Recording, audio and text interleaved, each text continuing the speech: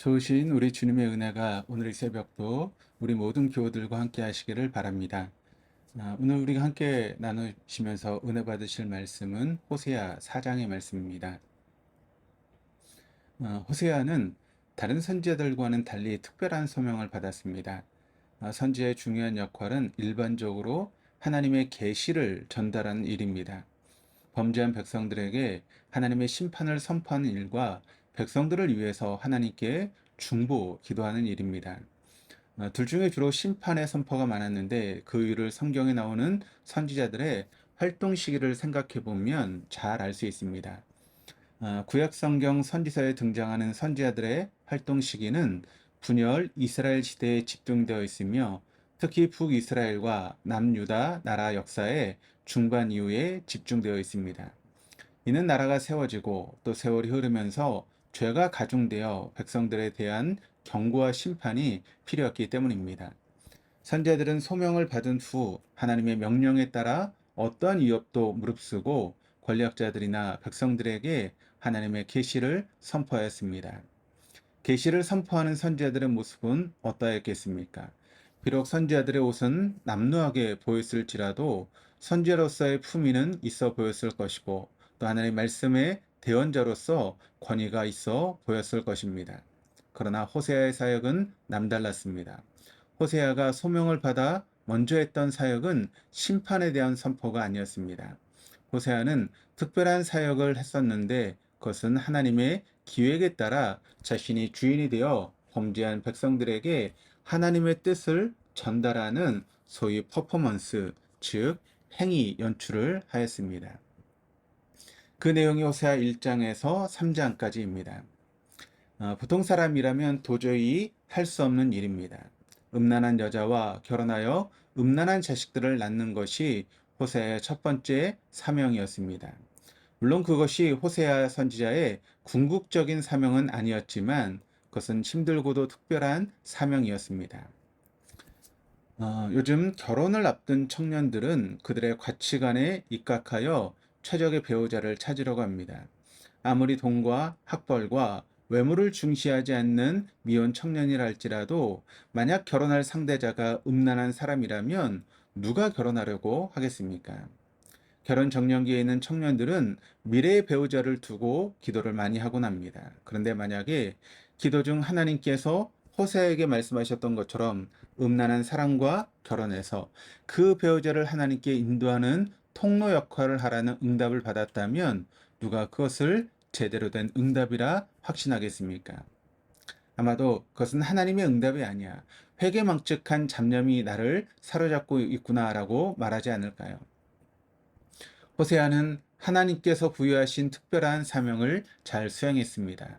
음란한 여자와 결혼, 음란한 자식의 출산, 그리고 음란한 아내의 음행과 외도와 가출에도 그녀에 대한 용서, 가정 회복을 위한 노력이라는 일련의 삶을 통해서 이스라엘 백성들에게 하나님의 뜻을 전하는데 충실했습니다. 중요한 점은 호세아 선지자의 이 슬픈 행위 연출은 오늘날 행해지는 행위 연출처럼 허구가 아니라 실제적인 진실한 삶이었다는 것입니다. 호세아 4장부터는 더 이상 결혼 생활에 관한 이야기가 나오지 않습니다. 마지막 14장에까지는 호세아 선지자 여러 편의 설교를 담고 있습니다. 오늘 본문 4장은 범죄한 백성들에게 하나님의 뜻을 전하는 설교입니다. 그 내용은 극악무도한 범죄를 저지른 백성들의 범죄 사실 선언과 저주입니다. 설교자가 저주를 선포하는 것은 쉬운 일이 아닙니다. 그럼 누가 강단에서 오늘 본문과 같은 설교를 한다면 그 반응이 어떻겠습니까? 호세아 선지자는 하기 어려운 설교를 하였지만 그 설교에 힘이 있는 것은 그 이전에 하나님께로부터 받은 소명에 충실함이 있었기 때문입니다. 일반인이라면 도저히 감당하기 어려운 일을 했습니다. 순결해야 될 결혼이 음란한 여자를 선택하면서 비정상적인 결혼 생활이 시작되었습니다. 하지만 그러한 삶을 통해서 하나님의 뜻을 범한 이스라엘에게 전했습니다. 그런데 호세아 선지자와는 달리 음란한 여자는 모범적인 배우자를 만나 결혼하게 되고 정상적인 삶의 기회를 부여받았음에도 불구하고 여전히 음란함을 버리지 못하고 결국 남편을 떠났습니다. 이스라엘이 이와 같습니다. 이들에게는 하나님의 성품인 진실도 없고 인애도 없고 그리고 하나님을 아는 지식도 없었습니다. 1절에 언급한 아는 지식은 체험적인 지식입니다. 이는 이스라엘은 하나님과의 교통이 없음을 의미합니다. 즉 이스라엘은 하나님을 떠나 우상을 섬기고 이방신을 섬겼습니다. 마치 호사의 은혜를 모르고 음란한 여자가 남편을 떠나 다른 남자에게 가버린 것과 같습니다. 하나님을 아는 지식이 없는 자는 하나님의 성품인 진실과 인애가 있을 수 없습니다. 하나님의 성품이 사라진다면 인간은 내재되어 있는 죄성이 더 크게 작용될 수밖에 없습니다. 그래서 오늘 2절 말씀처럼 오직 저주와 속임과 살인과 도둑질과 간음뿐이라 포악하여 피가 피를 뒤이음. 이런 범죄 행위는 오늘날도 일어나고 있습니다. 하나님의 성품을 상실한 인간이 많으면 많을수록 인간 사이에는 타인에게 욕설과 악담의 저주가 있으며 거짓말과 시기에 속임이 있으며 살인이 있으며 도둑질이 있으며 외도와 음란한 행위에 간음이 있습니다. 진실과 인애가 없는 인간에게는 이해와 용서가 없기에 포악해져서 보복에 보고 보복, 원수가 원수를 낳는 피가 피를 뒤이음만이 있을 뿐입니다. 그러므로 호세아 선지자는 범죄자들에게 저주를 선포합니다. 이러한 호세아 선지자의 저주는 이미 하나님께서 신명기 28장에서 밝혔던 내용과 다르지 않습니다. 자연의 풍성한 혜택을 누릴 수 없게 되는 것, 먹어도 배부르지 않는 것, 음행하여도 수요가 늘지 않는 것입니다. 백성들만 범죄한 것이 아닙니다. 4절에 선지자들이 넘어진다고 했는데 이는 선지자들의 멸망을 예언한 것으로 선지자의 타락이 원인이 된 것입니다.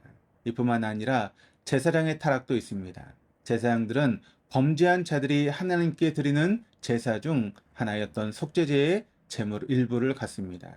문제는 제사장들이 속죄제를 드리는 범죄한 백성을 불쌍히 여기는 마음으로 그들이 다시는 범죄하지 않도록 인도하며 기도해야 되는 것이 마땅한데 8절을 보면 자신에게 많은 재물이 오도록 그들의 마음이 백성들의 죄악에 있었습니다. 즉 백성들의 죄의 횟수가 늘어 속죄제가 많아져서 자신들이 가져야 될 분량이 많아지기를 원했던 것입니다. 오늘날 헌금에 눈이 먼 자들과 같다라고 할 수 있습니다. 그렇다면 이러한 범죄의 중요한 원인은 1절에서 밝혔고 6절에서 또다시 언급하고 있다시피 하나님을 아는 지식의 부재입니다.